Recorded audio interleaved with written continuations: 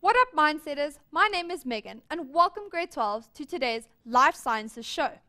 Today we have a special revision lesson in DNA, RNA, and meiosis, prepared especially for you.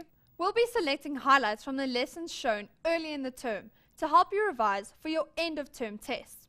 You can download the notes for today's show on learnextra.co.za/live. Let's go into the actual work then. So the first question we asked ourselves is, where do we find this DNA? In other words, what's the location of DNA?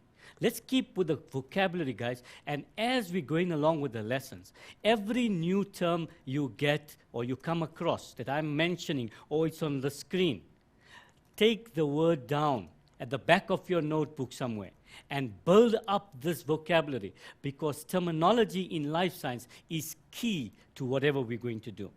So we're saying, where do we find the DNA?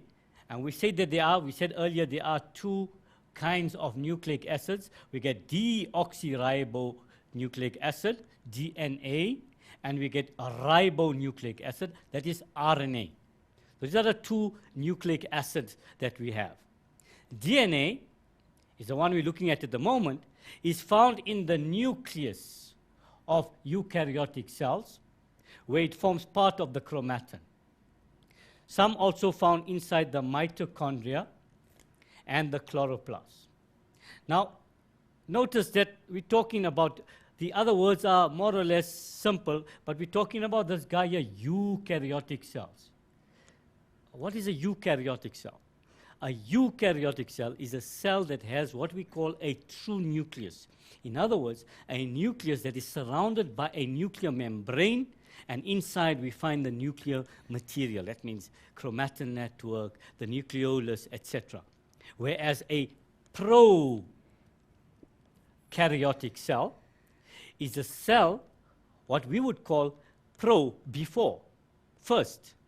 And these are what evolutionists and scientists would call the primitive cells. These so-called primitive cells lack a nuclear membrane. They lack a true nucleus. They have nuclear material which is not within an organelle. They are found in a cell. In other words, there is DNA or RNA or both, but they are not bound by a membrane, and they're not in an organelle. So the eukaryotic cells are the cells that after, not okay? Where it forms part of the chromatin, the chromosomes, and some is also found in the mitochondria and some in the chloroplast. Mitochondrial DNA, chloroplast DNA. We are very interested in this DNA that's found in the nucleus, and later in evolution, we are also interested in the mitochondrial DNA. But as we progress with the work on DNA, as you're going to go along, you'll notice we'll talk more about mitochondrial DNA.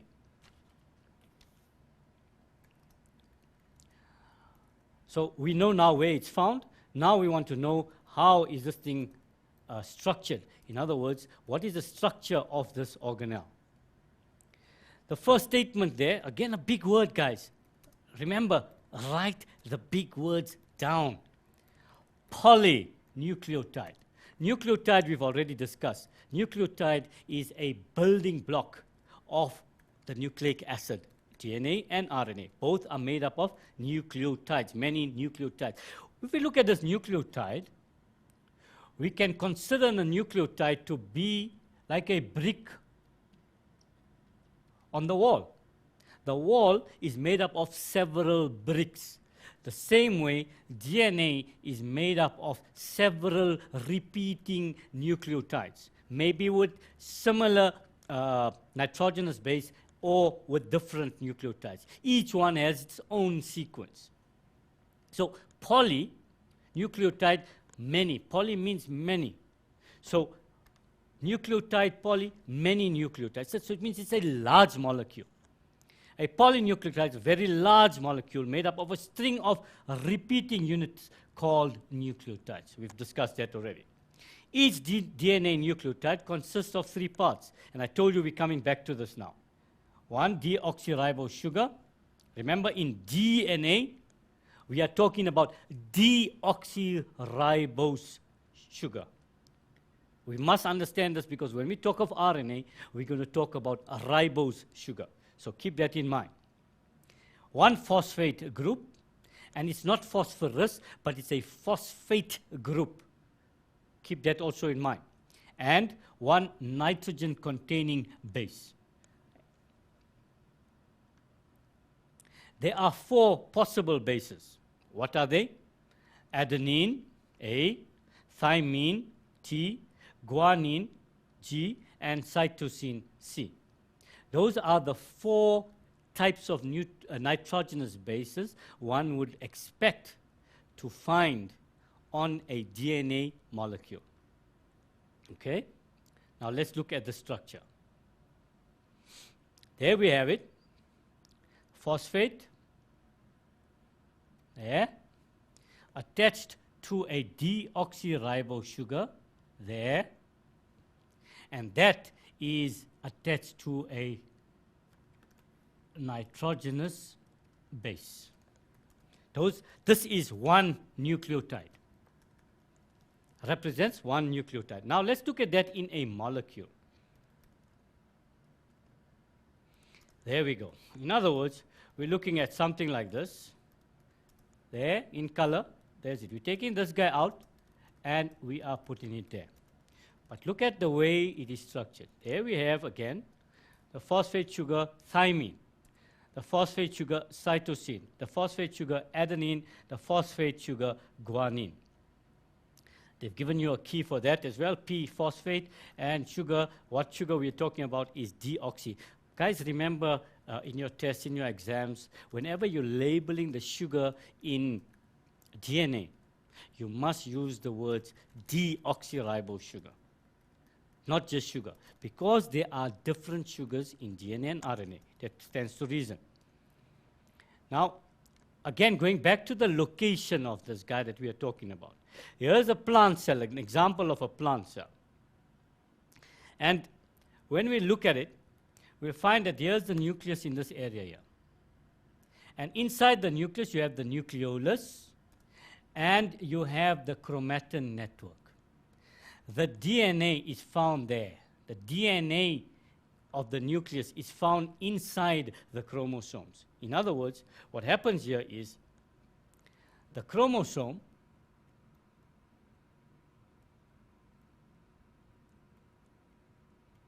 is made up of 2 strands called chromatids. And each chromatid, in turn, is made up of large strands of DNA. And each DNA is made up of smaller units called genes. And it is these genes that we started this topic with. These are the genes that determine what you look like. Not look at, Katlego. Not what you look at. at. Like. In other words, whether you're going to have blue eyes or brown eyes, whether you're going to have straight hair or curly hair. So it's not whether you have black genes or blue genes, right? No. Okay, okay. It's just different genes code for different things. But we're going to talk about that lots and lots and lots about the blue eyes and the brown eyes under the section called genetics later in the year. So this is where we are at in terms of the location. Guys, why do we put a diagram on? Because a picture says much more than 1,000 words. If I show you the picture and I say DNA's location is here in the nucleus, in the chromosome, already you're seeing it. You're seeing that it must register. And obviously, the mitochondrial DNA will be found there, mDNA. And the chloroplast DNA, cDNA, would be found there. Like I told you, we are interested in this guy, and we are interested in the DNA that's found in the nucleus. That's what we are interested in our studies. A little more on the bases. Adenine and guanine are double-ringed structures, and they are called purine bases. Adenine and guanine are double-ringed structures, and they are called purine bases. Thymine and cytosine, I should actually do that. and change the color. Thymine and cytosine are pyrimidine bases. And they have single ring molecules. They are single ring molecules. The chemistry, you do not have to go into the details. Just you've got to know that cytosine and thymine are pyrimidines, and adenine and guanine are purines. We've learned so much. Let's see if we remember some of it. In your section A, the first question is always multiple choice. 1.2 generally would be provide the correct biological term. And the examiners and markers are sticky. They want the proper biological term, not just a common kitchen term. They want the proper biological term. So we're starting today with some of those. Correct biological term for the following: the base that pairs with thymine. Yep, you're right, that is adenine. And how we know that? At our story. The building blocks of proteins. Okay, we haven't come to this stage yet, but let's just write it down for you. Amino or amino acids. We'll talk about this when we talk about RNA. The bonds that hold the two polynucleate strands of a DNA molecule together. We've just been answering a question on that, and that is the hydrogen bonds. And I would be a little more finicky and say you must write the weak hydrogen bond. You don't even have to write bond because the question says bond. Weak hydrogen is good enough. Repeating units, monomers, that form a nucleic acid. And that is, I spoke about the bricks on the wall. Yes, that is nucleotides. Phosphate, sugar, nitrogenous base. The sugar that forms part of DNA, that's your clue, DNA would be deoxyribose. You don't have to write the word sugar because sugar is already in the question. The shape of a DNA molecule, you will say spiral, or you can say helix, or you can say double helix. They only asked for the shape. So we're talking of the spiral nature, the helix nature of the DNA. So can you see that's your one-word answers. We move on now to the structure of DNA. The diagram below represents a part of a molecule. Study the diagram and answer the questions that follow.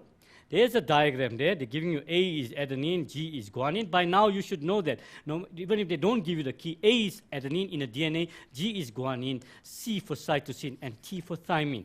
And they've given you the molecule there, and they're saying identify the molecule above. Because we did DNA today, it's easy, but in exams you've done DNA, you've done RNA, so it's difficult. But the fact what you're going to look at, you're going to look at it has two strands, double strand, so therefore this is DNA. There's nothing else in the diagram that tells you anything else, so you can't use anything else there. Label the parts numbered 1 and 5 respectively. 1 and 5. Now, here, there's nothing here, there's nothing here. How do I know this? Wow, what do I do? I'll come back to that. Let's do 1 first. 1 is easy, it's the bonds. So this is the weak hydrogen bonds. 5, now look at 5, look at the shape of 5, and look at the shape of this molecule. Look on this diagram, find another molecule that looks like this, just like a jigsaw puzzle, and there you have that thing there. And therefore, if that was G, then this must be cytosine. I'm just writing cytosine, cyto, you'll know the rest. What is the collective name for part number 2, 3, and 4?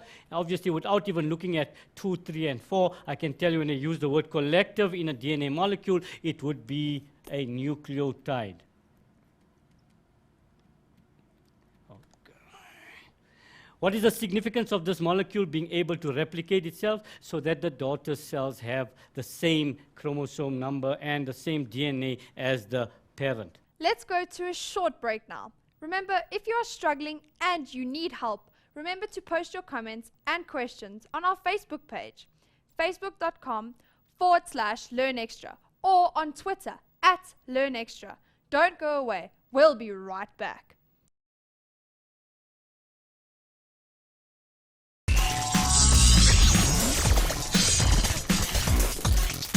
Welcome back, guys. Let's get into some more revision. So RNA, ribonucleic acid. Remember, we studied DNA, deoxyribonucleic acid. All right. We talk about the differences as we go along. All right. RNA, first of all, is single-stranded.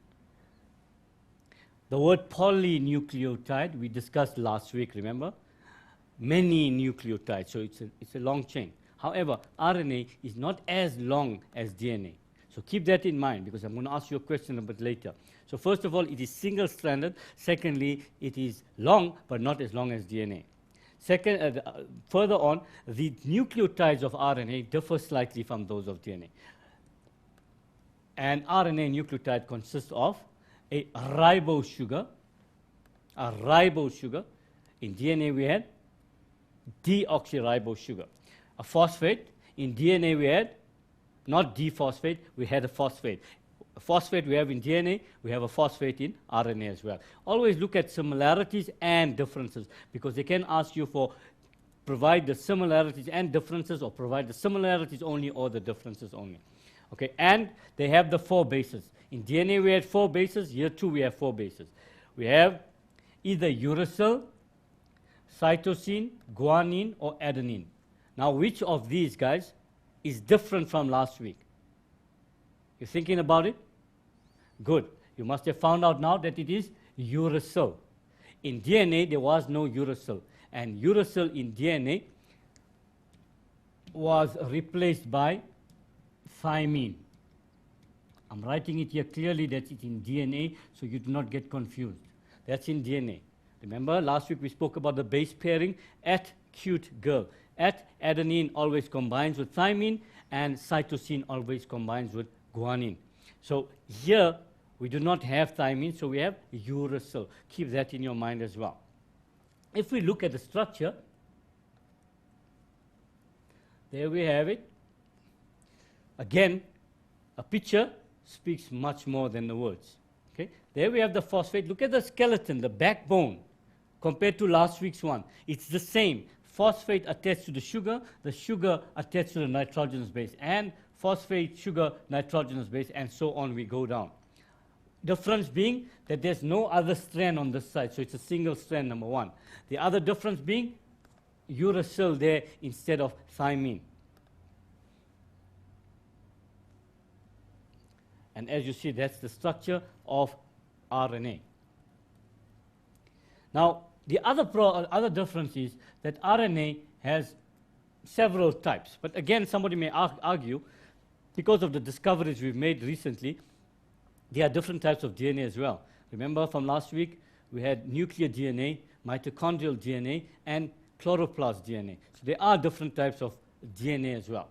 However, there are specific different types of RNA, and they are, firstly, messenger RNA.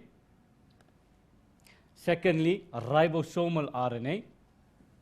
Notice the abbreviations used. These are standard abbreviations. You can use it in your writing of your answers. mRNA can be used for messenger RNA. rRNA can be used for ribosomal RNA. And tRNA can be used for transfer RNA. Now let's look at each one.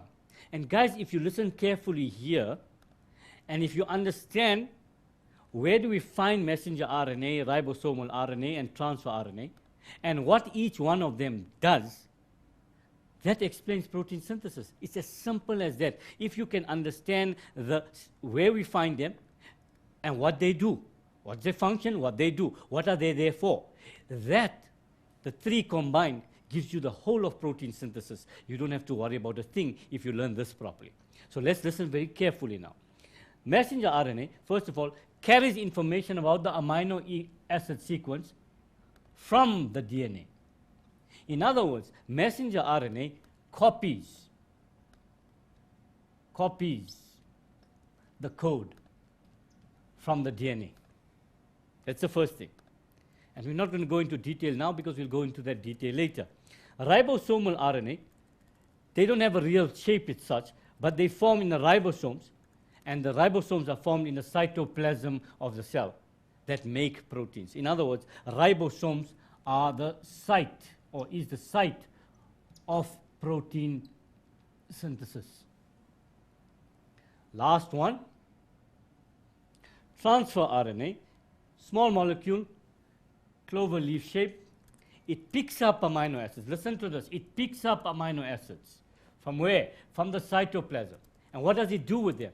It brings them to the ribosomes, where they are joined together to form a protein. So tRNA is basically like a taxi. Its job, go to the taxi rank, pick up the amino acids, bring them to the marketplace. In this case, the marketplace being the ribosome, because that is where the transfer RNA need to go. The job of the transfer RNA is simply to take the guys from one point to another. It's like a taxi. The taxi takes you to the shopping center or to the school.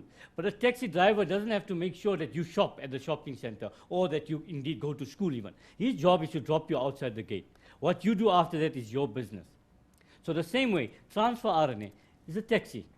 It goes in the cytoplasm, picks up free amino acids, and specific transfer RNAs pick up specific amino acids. Just like when you go to the taxi rank. There are different taxis for different areas. If you go on the wrong taxi, you're going to go to the wrong area. You see? So you've got to be careful how you do that. So the same way, there is a specific code provided for the amino acid, and that amino acid then will go with the taxi or the transfer RNA to the ribosome, and it will combine, and we'll talk about that also just now. Let's look at the diagrams. That's what messenger RNA, just a stranded structure. rRNA, no real, it's mainly coiled in many areas, and this is what they're talking about, the 3 clover-shaped type of RNA, transfer RNA. By the way, the transfer RNA, on this side, it picks up the amino acid, and on this side, generally, you have the nitrogenous bases. And it is these nitrogenous bases that will distinguish between different types of transfer RNA and the amino acids that they carry. There. By the way, when we talk about that, we'll talk about that just now in protein synthesis, so I don't want to say too much there. Are we clear with this, guys? Remember, messenger RNA copies the code. Where? In the nucleus. From who? From DNA. It then takes this message to the ribosome, and it attaches itself there. Ribosomal RNA is involved with the production of the ribosome, etc., and attaching the messenger RNA to the ribosome. Transfer RNA simply is there to pick up the amino acids and bring them to the ribosomes. Remember, we said that the ribosomes are the site where proteins are made. In other words, this will be the factory. This is where the proteins are made, manufactured. This is a manufacturing plant, whatever you want to call it. So that's what we are talking about there. Now, when we're looking at this section on protein synthesis, we break it up into 2 areas. The first area being transcription. Where does it happen? In the nucleus. The second area, or the second process, I shouldn't use the word area here, the first process, transcription, taking place in the nucleus. The second process, translation, taking place in the ribosomes. Let's look at each of this in summary form quickly. What happens during transcription? As DNA replication takes place, messenger RNA forms. How? While the DNA is replicating, when the strands separate, instead of another DNA forming there, messenger RNA sneaks in before the other strand forms, and it copies the code and it moves away. So it doesn't interfere with replication. Replication will still continue. Okay? This is controlled by enzymes. This messenger RNA then leaves the nucleus and it attaches to the ribosomes in such a way that the base triplets are exposed. They are showing. And the base triplets are known as the codon. They are providing the code. What has happened? Messenger RNA has stolen the code from DNA. And now it reveals that code in the cytoplasm. Why is this necessary? It's necessary because DNA, that nuclear DNA, does not leave the nucleus. So it cannot get the code to the cytoplasm. So the only way this will happen is when messenger RNA steals the copy or the code and goes out. The next phase is translation. Now the word, again, English is a simple language in certain cases. Transcription means, the verb it comes from is transcribe. And to transcribe means to take down, or rather to copy. So again, from the word transcription, you should know that this is the copying process. Translation, here's a code, we have this code. But if I give you a code and you don't know the combinations, indeed, or you don't know how to, the password for that matter, you can't break the code.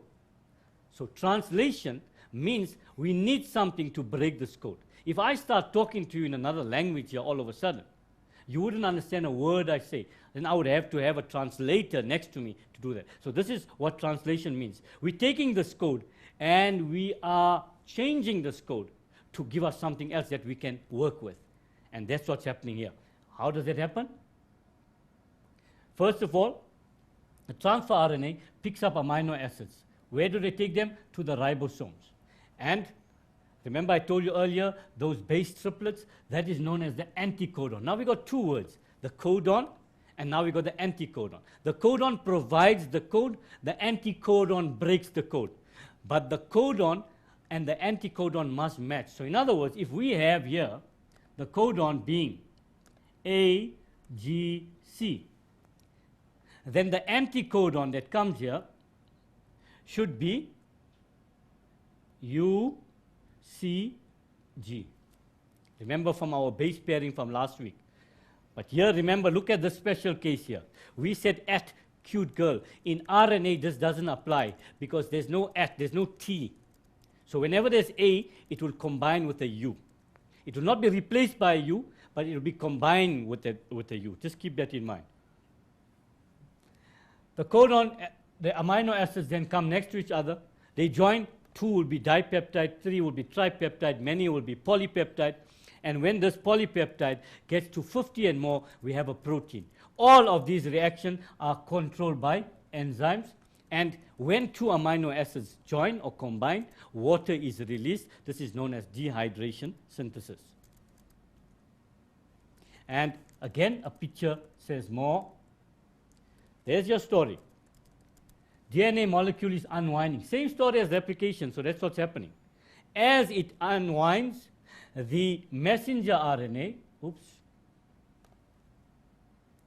the messenger RNA starts forming here with that. Here's the one with the blue backbone.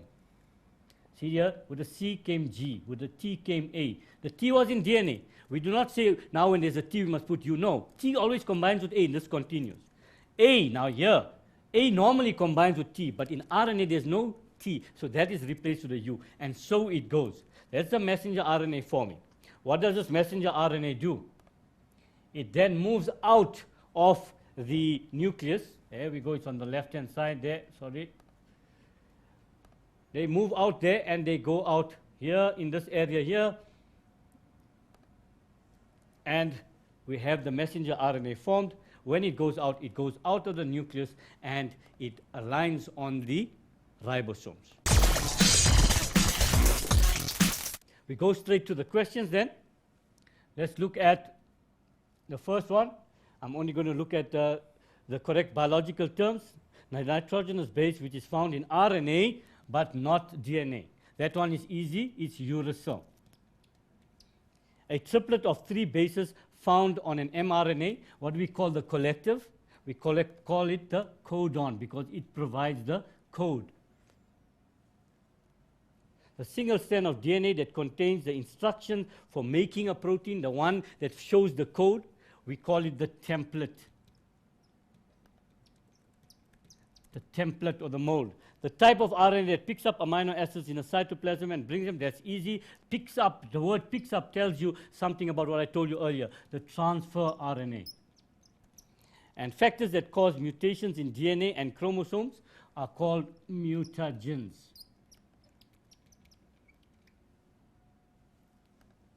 The synthesis of mRNA from DNA, formation of mRNA from DNA, this is known as transcription. Transcription. Let's go to a short break now. Remember, if you are struggling and you need help, remember to post your comments and questions on our Facebook page, facebook.com/LearnExtra, or on Twitter @LearnExtra. Don't go away. We'll be right back.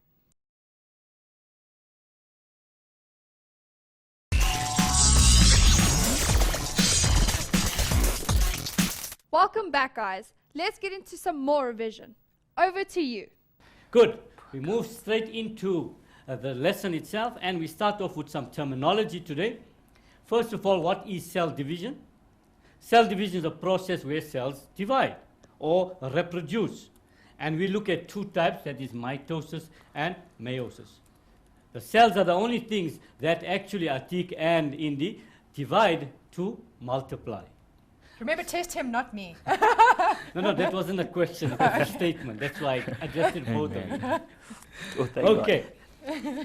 Chromosomes are cell parts, and we learned about chromosomes when we started with DNA and we moved on, that determine what traits a living thing will have.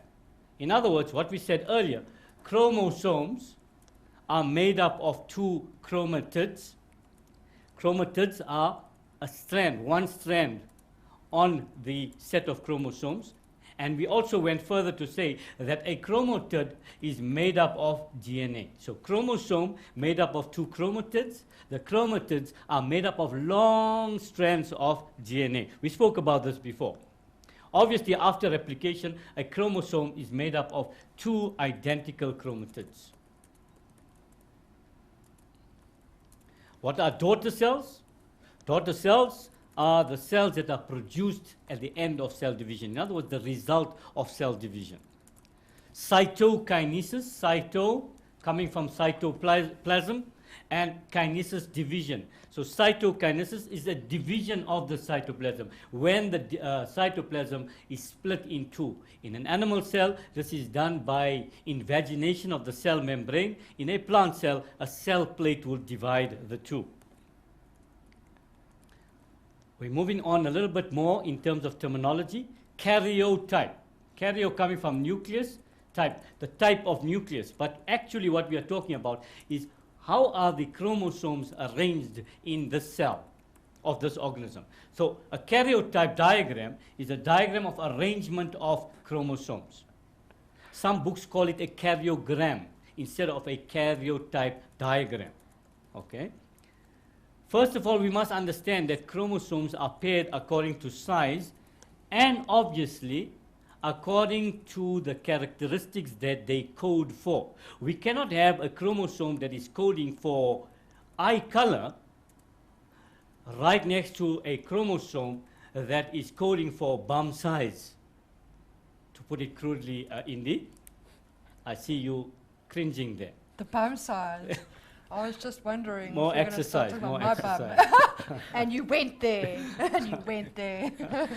Okay, so the arrangement is called a karyogram, and the set of chromosomes is called the karyotype. The human karyogram, we like to look at that one because it's about us. So the human karyogram shows the 23 pairs of chromosomes. Because we have 46, these 46 chromosomes we have are not just 46 any chromosomes, they are 23 pairs. One set of maternal origin we got from our mother, and the other we get from our father, maternal, paternal. The diagram here clearly shows you a male, normal male, and a normal female. Notice that the chromosomes that are lined up there, they usually start in a karyogram from the largest to the smallest, going down that way. And there you have them numbered 1, 2, 3, 4, 5, 10, 11, 12, up to number 23, which is not numbered. It's written there X, Y, and in this one it's written XX. Now sometimes in the exams or in study guides, etc., they do not have this there, the XX and the XY. How would you know the difference? And size does matter here. In the one on the right, female, the two strands are identical in size. And in the male, the one is larger or longer, and the other one is shorter. So you would know the one that has different bands or strands next to each other, that's the male. And the one that have identical strands next to each other, that would be the female. The other thing we can also look at is that in every set of chromosomes here, there must be only 2. So they must be paired. There you have all their paired except for this one here. So if there's something different, this one here, number 21, has 3 instead of 2. There must be something not right there. So we need to look at that. And when we do that section a little later, we talk more about it. A little bit more about the haploid-diploid story. Remember we said that our normal body cells or somatic cells have 46 chromosomes. Now here you're having a fertilized egg cell that has that. Now I would rather take that out there because you're going to get confused with somatic and zygote. So let's just leave that zygote there with 46. This is the fusion of the sperm and the egg. Where did the sperm and the egg come from? They came from germinal epithelial cells, which are 2N or diploid. One from the mother, one from the father. And when these two come together, you're getting 46 again. So the zygote that develops from there, a fertilized egg cell zygote, will have the full complement of chromosomes. Okay? If this didn't happen, then we would have had 46 plus 46, and you would get something with 92 chromosomes. Now the thing about chromosome number is that it is specific to specific species. Mind the pun on all those specific specificities. All right? In that case, what happens is, obviously there's something wrong if something has that there. And by the way, just as a matter of interest, the number of chromosomes does not mean some organism is more complex or less complex. For example, we have 46 in the 46. 46 chromosomes in our ordinary body cells. Everyone has 46. Everyone has 46 unless there's a problem, like Down syndrome. It's a different story. Okay. The fern, on the other hand, what Llewellyn was talking about, the fern, moss is going to lead up to the fern eventually. The fern has 300 chromosomes. Now, we thought we were advanced to the fern. Now, in terms of chromosome number, there's no... What does that mean with the difference? That the fern, I've heard things about the fern. There's no difference in terms of anything. That is why we're mentioning it here, that the chromosome number is just specific to a particular species. That species, when it procreates, it must ensure that in that species, we must have the same chromosome number. And that is where our friend meiosis comes in. All right. Now, you did mitosis in grade 10, and we're going to go through very quickly those stages because we're going to come back to them later. The first phase is interphase, and if you remember, in interphase, the main story there was DNA replication took place. Interphase, between two phases, interphases. So when that happens, the chromatids were single, and they duplicated themselves, and they became chromosomes. The next phase that follows is prophase, and during prophase, the chromosomes become visible. There's a lot of other things that happen. The spindle fiber forms, the centrioles move to opposite poles in animal cells, and so on. But the main thing is that the chromosomes become visible. In metaphase, middle, the chromosomes are in the middle, at the middle of the cell. In anaphase of mitosis, the centromeres split, the chromatids move to opposite poles. They start moving, rather. And at telophase, we have two daughter cells that look identical to the mother cell, if you want to call it that. Identical. Mitosis, exact duplication. It's like putting a page on the photocopier. You do not expect any distortion. You expect the same copy to come out on the other one. So mitosis is exact duplication. We now look at where we are now, and that is meiosis itself. So what we're trying to show here on this slide is very simple. we're saying, how does meiosis form haploid cells? So they're looking at a parent cell, which is diploid. There you go, diploid. It's just showing you only 2 chromosomes here. Okay? If that has the 2 chromosomes, this is what's happening. There's the 2 chromosomes here in prophase. They're doing something. We're going to talk more into detail about that later. Right now, we just want to know how does the diploid become haploid. So let's focus on that first. So when that happens, eventually after this crossing over is taking place here, you find there were 2 here, and each of these cells have 1 chromosome. So 2 became 1. In other words, it has become half. Diploid is the full set. Haploid would be half. Hap for half there. Diploid, double, but not really being double, being the full complement. But we use the word 2n and n for that. So understand what we mean by diploid and haploid. Okay? And understand also that what is happening here is the formation of gametes, the sex cells. In the males, in humans, we're talking of sperms, and in the females, we're talking about eggs. And when this happens, this is what is happening. Each one has half of the original content. And that's what we're having there. So that's the first thing we need to understand. How does diploid change into haploid? At this stage, by the way, I just remembered that John sent me an interesting email from Mr. M.T. Aziz. I want to hats off to Mr. Aziz, was my lecturer in botany and zoology at the Transvaal College of Education. He was watching last week in the, he watched you and I, and he was impressed. Fantastic, that's what I want to hear. His hear. daughter wanted to watch life sciences in matric this year, and she insisted her father comes to watch this exciting program. So we're doing something right. Yes, that's I what I think like it's to more hear. you than me. Never, never. I think you give me too much credit. It's definitely you. No, no, no. It's definitely the beard. The but beard. I'm too old. They're looking. All eyes are glued on you.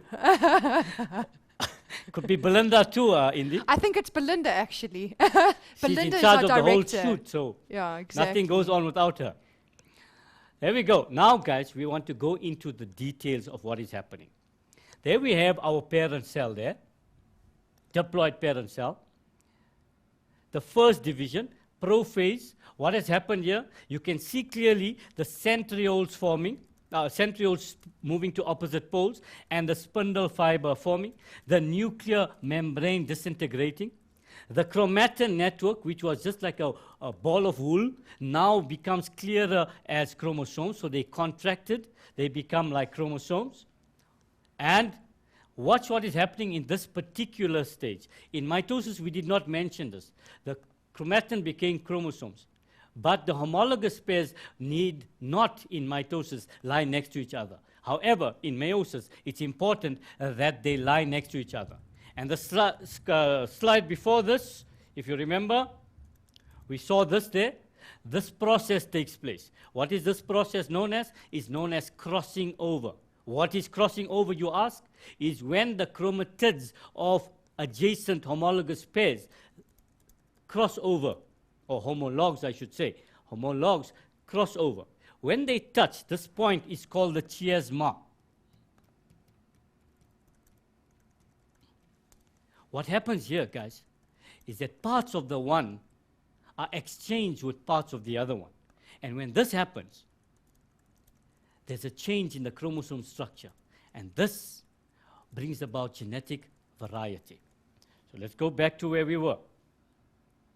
So prophase again, all of the normal stuff that happened in mitosis took place. In addition to this, two important things. Homologous chromosomes lie next to each other, and crossing over takes place. Crossing over brings about genetic variety. All right? Then we move to metaphase. Meta, just like in mitosis, the chromosomes line up at the equator in the middle of the cell. However, in meiosis, the homologous chromosomes are lying next to each other, whereas in mitosis, they were lying apart. In addition to that, in mitosis, there were one chromosome per spindle fiber. Here you can see there are two chromosomes per spindle fiber. What follows next is anaphase 1. And during anaphase 1, no centromere, nothing to do with the centromere. The chromosomes, not chromatids, chromosomes, move towards opposite poles, as you can see there. They're moving towards opposite. So half the chromosomes are moving to one pole, and the other half is moving to the other pole. Can you see that this is what brings about the halving of the chromosomes? So already in anaphase 1, the chromosome number has been reduced to half. Also, in prophase 1, crossing over took place, and this brought about variety. So two important concepts here. One is the variety, and two is halving of the chromosome, both taking place in the first phase already. First stage, I would say. Moving to telophase, in an animal cell, invagination will take place. What does that mean, invagination? Moving in of the cell membrane, pinching in of the cell membrane, whatever you want to call it. But it's an inward movement of the cell membrane. Eventually, you can see what happens. At late telophase, we have two cells from the one cell. But these are two different cells. This is also important, because in mitosis, we spoke about exact duplication. We then move straight into, there's no interphase here, we move straight to prophase 2, where we can see the chromosomes. They do not need to contract, they were already contracted in telophase 1. All the other structures are still there, the spindle fiber forms again, and the chromosomes now move to the equator in metaphase 2. Notice here they are lying singly. I want to ask you a question just now. I'll hold on to that. In anaphase 2, the chromatid separate. Why? Because the centromere splits, and the chromatids move to opposite poles. In meiosis 1, we spoke about chromosomes moving to opposite poles. Here we are talking about chromatids. What does this remind you of? Singly lying at the equator, chromatids moving to opposite poles. Yes, you're right, guys. It reminds you of mitosis. So the second meiotic division is like an ordinary mitotic division. Keep that in mind. And they move to opposite poles at anaphase 2, and finally we have 4 cells that have formed, because each one forms 2. There's 2 on this side, there's 2 on that side. 4 haploid daughter cells. Haploid because the chromosome number has been halved, and they are different. If you can look at them, there's a change. There's a slight blue in that pink. We didn't have it before. Why? Because crossing over took place in the division 1. Well, guys, we've come to the end of today's show. Thanks for joining me. Remember to visit our website, learnextra.co.za/live, to get the notes and to watch the videos. And if you are stuck and you have any questions, send an email to helpdesk@learnextra.co.za and we will help you. Also, guys, we are dedicating the month of March to Library Month. Join us as we discuss some great books and some exciting competitions on the way. Goodbye.